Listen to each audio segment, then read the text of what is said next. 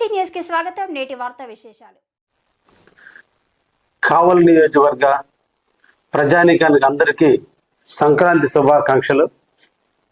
ఈ సంక్రాంతి మీ అందరి ఇళ్లలో ఆనందాన్ని, అష్ట ఐశ్వర్యాలను తీసుకురావాలని, అందరూ సుఖశాంతులతో జీవించాలని మనసారా కోరుకుంటున్నా. ఈ సంక్రాంతి పర్వదినం మకర రాశిలోకి సూర్యుడు ప్రవేశించిన రోజు, ఉత్తరాయణం ప్రారంభమైన రోజు సంక్రాంతిగా మన అందరం కూడా జరుపుకుంటున్నాం.